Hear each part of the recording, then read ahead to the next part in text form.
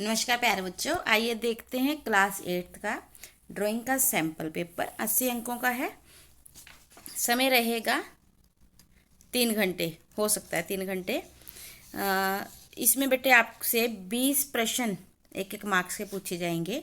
25 की बजाय 20 पूछे जाएंगे। अब सब्जेक्टिव पेपर थोड़ा सा लेंथी हो गया है, ठीक है। तो शुरू करें। एक बात आपको बता दें, जो आपको पेपर हम करवाने जा रहे हैं इसमें से आपको बहुत सारा पेपर देखने को मिलेगा, ठीक है। क्योंकि ड्राइंग, संस्कृत, पंजाबी, इनमें पिछले सालों के पेपर का बहुत बड़ा अनुपात आता है। तो आप इस हमारी सारी बातें ध्यान से सुनते चले जाएं, समझते चले जाएं। ऑब्जेक्टिव टाइप हम आपको करवाएंगे, बड़े आपको अपनी बुक से खुद करने हैं। ड्राइंग की प्रैक्टिस भी आपको खुद ही करनी है। तो शुरू करते हैं। वृत्त को 2 बराबर भागों में बांटने वाला रेखाखंड क्या कहलाता है? रेखाखंड वृत्त को 2 भागों में बांटने वाला, इसका सही आंसर है व्यास। उसके बाद है, निम्न में से डिजाइन का सिद्धांत कौन सा है? अगर हम कोई डिजाइन बनाते हैं तो उसके सिद्धांत होते हैं स्वरूप, संतुलन और अनुपात, यानी कि सभी। पेपर में आपको क्वेश्चन कल को ये भी आ सकता है कि डिजाइन के सिद्धांत बताएं। उसके बाद है, महान चित्रकार पाब्लो पिकासो का संबंध किस देश से है? स्पेन से। इसके अलावा बेटे आपको यहाँ पर क्योंकि बहुत बड़े बड़े चित्रकार जो हैं, सिर्फ पाब्लो पिकासो नहीं है, उसमें लियोनार्डो दा विंची भी है और उसके अलावा विंसेंट विलेम वोन गोग भी है। इन दोनों के बारे में भी आपने अच्छे से जानकारी इकट्ठी करनी है। उसके बाद है, पाब्लो पिकासो का संबंध स्पेन से है। चौथा है, खेलते हुए मुद्राओं का चित्र बनाना किस तरह की चित्र शैली में आता है? गतिमान, यानी कि गति करते हुए चित्र बनाना, गतिमान चित्र। आइसक्रीम की स्टिक से सजावटी जहाज बनाते हुए कौन कौन सी सामग्री का उपयोग होगा? इसका ऑप्शन है आइसक्रीम स्टिक, बटन गेंद गोंद और सुई धागा कैंची। उपरोक्त सभी आ जाएगा इसका बेटे, इन सभी सामान का उपयोग होगा। उसके बाद है क्वेश्चन नंबर 6, वृत्त की परिधि पर एक बिंदु से गुजरने वाली रेखा क्या कहलाती है? स्पर्श रेखा।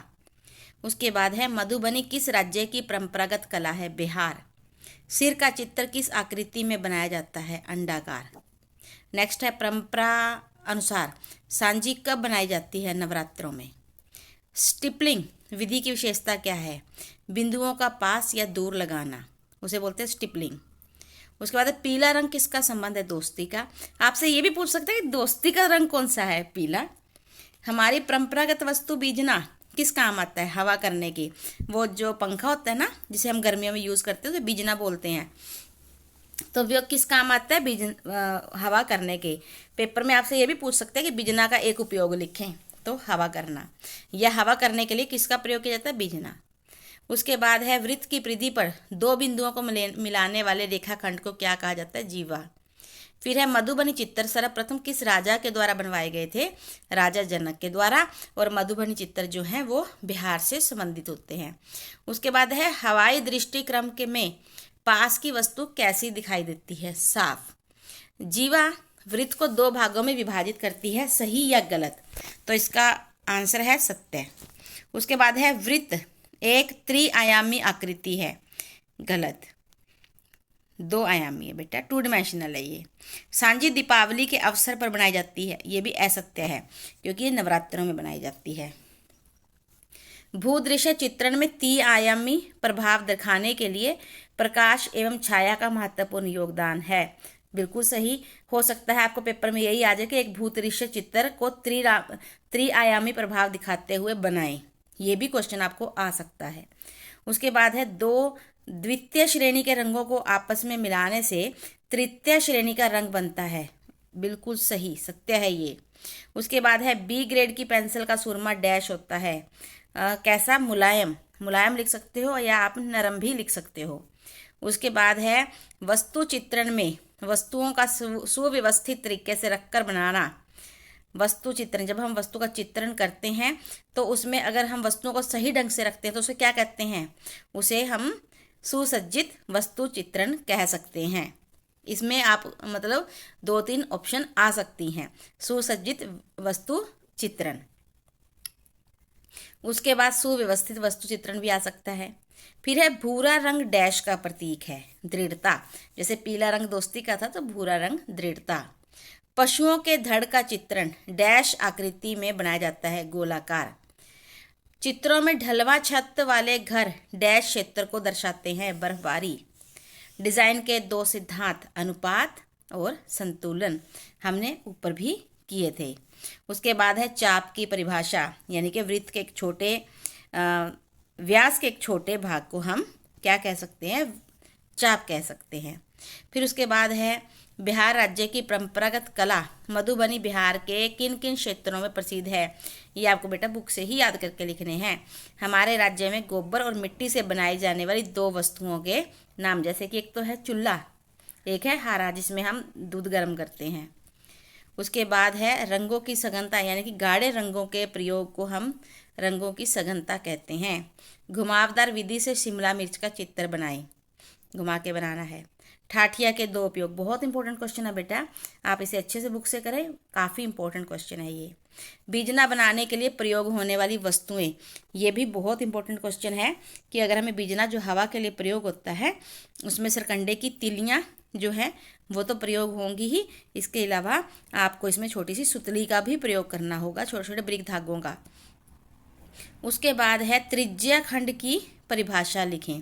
तो यहाँ पर जो त्रिज्या खंड है यानी कि सेक्टर है जो एक, उसकी परिभाषा लिखनी है। वृत्त की परिधि पर दिए गए बिंदु P से स्पर्श रेखा खींचे, इसकी प्रैक्टिस करके जाना।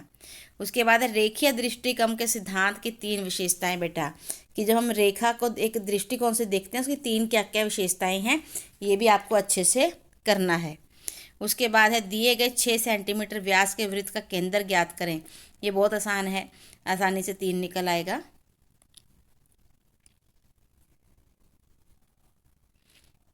उसके बाद है जीव जंतुओं के चित्रण के अंतर्गत कुत्ते और खरगोश का चित्र बनाएं। इंपॉर्टेंट है बेटा ये, आप इसकी प्रैक्टिस भी अच्छे से कर लेना। उसके बाद है लियोनार्दो दा विंची का जन्म कब और कहाँ हुआ, और उनके द्वारा बनाई गई प्रसिद्ध कलाकृति मोनालिसा, बहुत बहुत फेमस है बेटा ये।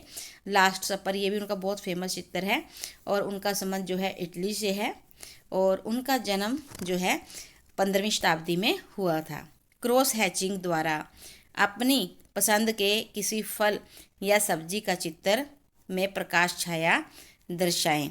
यहाँ पर आपको भूदृश्य के चित्र जो है डायग्राम्स आएंगे, क्वेश्चन भी भूदृश्य पर काफ़ी सारे आएंगे। टमाटर का चित्र बनाना है बेटा आपको, और उसकी शेडिंग करके उस पर त्रिआयामी प्रभाव दिखाना है। इसके अलावा अब टमाटर का है और फल सब्जी है तो सेब का आ सकता है, सेब की प्रैक्टिस अच्छे से करें, ऑरेंज की करें। इसके अलावा आप यहाँ पर तिरंगे की कर सकते हैं, और फ्रूट कौन कौन सा है, आप केले की प्रैक्टिस जरूर करें, तो ये इम्पोर्टेंट है सभी। उसके बाद है 24 बाई 15 सेंटीमीटर में अपनी पसंद का एक भूदृश्य या सीनरी बनाए, बहुत इंपॉर्टेंट है बेटा।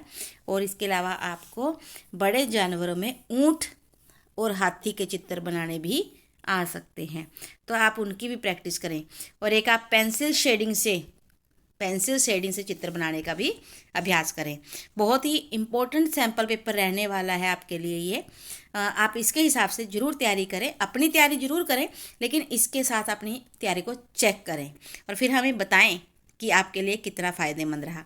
अगर आपको लगता है कि वीडियो आपके लिए बहुत फ़ायदेमंद है तो झटपट लाइक ठोक के और अपनी क्लास के दूसरे बच्चों के साथ, अपने दोस्तों के साथ इसे शेयर करना ना भूलें।